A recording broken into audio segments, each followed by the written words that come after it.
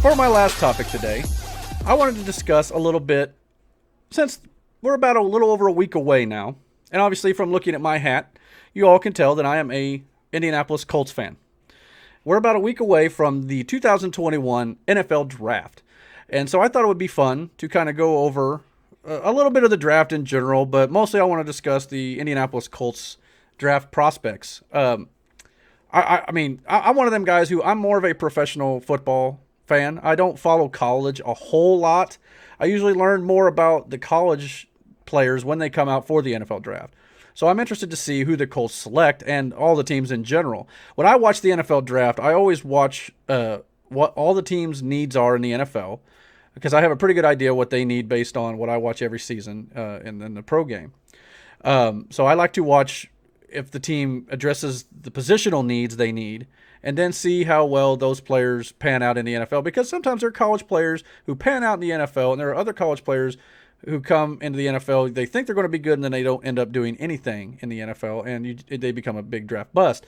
So I always just take a wait-and-see approach for every team in the NFL, let alone if it's my team or not.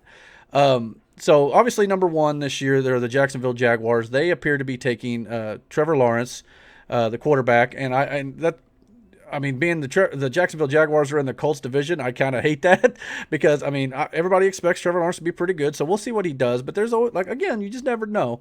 So I kind of hate to see that in the division. But as for the Colts, obviously the Colts have, I think, six picks, something like that in the NFL draft. I can't remember how many it is at the top of my head. But they have the number 21 overall pick in the first round. Then they have number 54 in the second. They don't have a third round pick because the Colts traded that pick along with a second round pick that could be a possible first in 2022 for our new quarterback in Carson Wentz. Now, my opinions on Carson Wentz, I think he's got some potential. Obviously, he's had a few injury-ridden seasons, but I keep telling myself as a Colts fan that the last time that Carson Wentz had a good season, or an MVP caliber season, I should say. He wasn't too bad in 2020, but it wasn't nearly as good as his MVP season when he was with the Philadelphia Eagles and they won the Super Bowl after he got hurt that year. But his offensive coordinator was Frank Reich, and Frank Reich is now the head coach of the Indianapolis Colts. So it makes all the sense in the world that Frank Reich would want to bring in his old quarterback that he was on the way to win a Super Bowl with him until he got hurt, and then Nick Foles took over and they beat New England in that Super Bowl. But Carson Wentz showed great promise that season.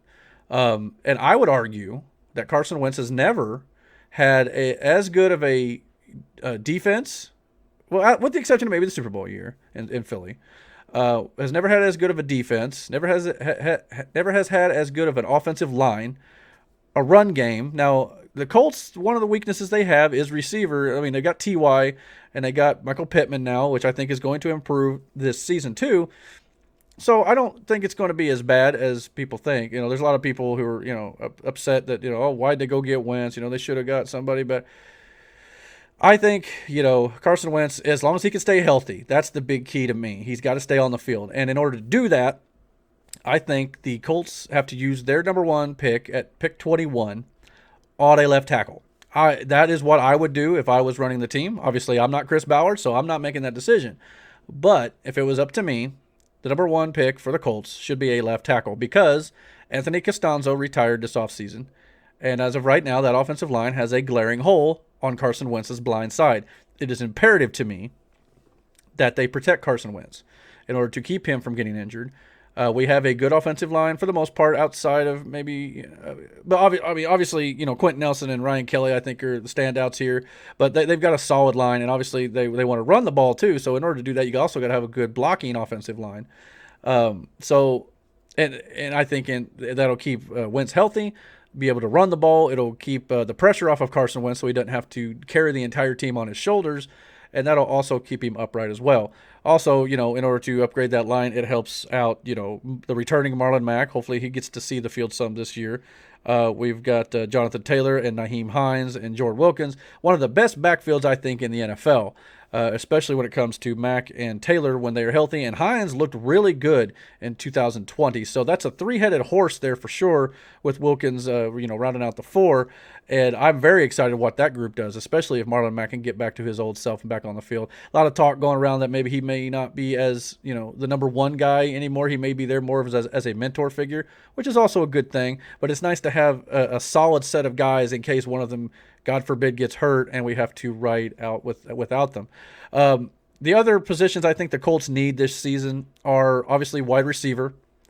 I like the fact that we were able to retain T.Y. Hilton at a very cheap price. He was obviously wanting to just be back here in Indianapolis. It sounds like this could be his final season. He's made mention that he wants to finish what he started. So this may be his final year. It's a 1-year deal that he got. So it may be Super Bowl or bust for T.Y. Hilton this year. And if that's the case, I'm glad he made the decision to stay here at home. But I think Michael Pittman was a good pick last year. This year, Paris Campbell is a player that I think could, as long as another guy who needs to stay healthy. He's been in the league 2 years. This will be his third season, I believe. And if he can stay healthy, that'll be great for the team as well. He's even said himself, I think, on Twitter that this is the year. He's got to do it. He's got to prove it. And I agree wholeheartedly. Our tight ends positions are pretty good. We got Trey Burton and Jack Doyle, obviously, and Mo Alley Cox, a highly underrated player for the Indianapolis Colts. So I think that could be a very big, win for us, too, at that position because Carson Wentz, had a good, time throwing to Trey Burton at the time, when he was with Philly with Frank Reich as well. So they've got a bit of a connection there, which I think will help. So I would take left tackle, the number one pick. I think you got to get a receiver at some point, whether it be a second round. We ain't got a third round pick, so maybe fourth. But just to kind of, fill out the core there. I mean, I would still love to see a big, solid receiver, like a guy like you could go up and get it in the end zone when you need to.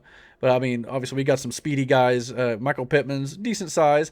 But I'd like to see, just some more consistency on that side as well. But I also think the Colts could use an edge rusher. That is one thing that maybe in the second round you go for because obviously we got DeForest Buckner, which we traded for last season. He's been great. The Colts, I think, are still working on getting Justin Houston back, but he didn't play like every snap as it was.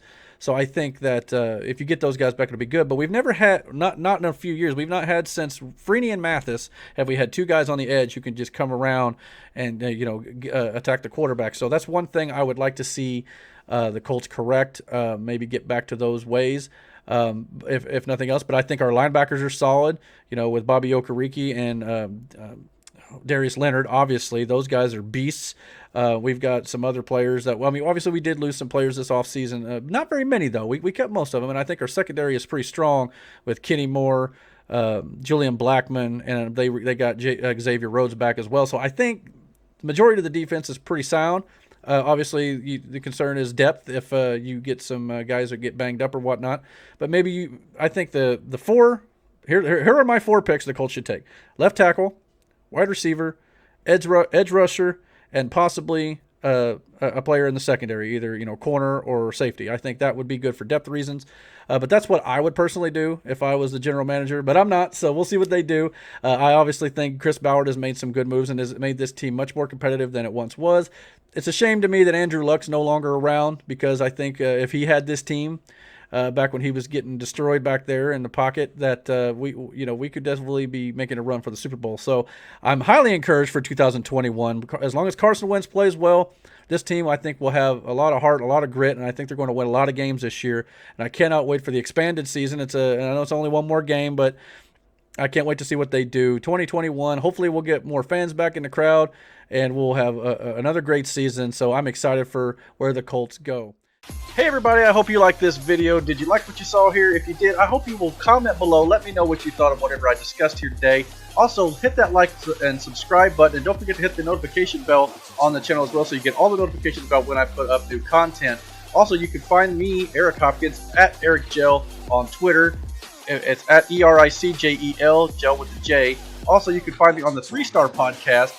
You can find us on Facebook at 3-Star Pod and on Twitter at 3-Star Podcast 1. We discuss all sorts of things over there, from all sorts of topics like pro wrestling, video games, movies, sports, just whatever we feel like talking about. We always try to have a good time. Me and a group of guys over there, we enjoy doing our shows weekly, and usually we'll talk about just whatever comes to our head. So I hope you guys enjoyed this video, and until next time, take care.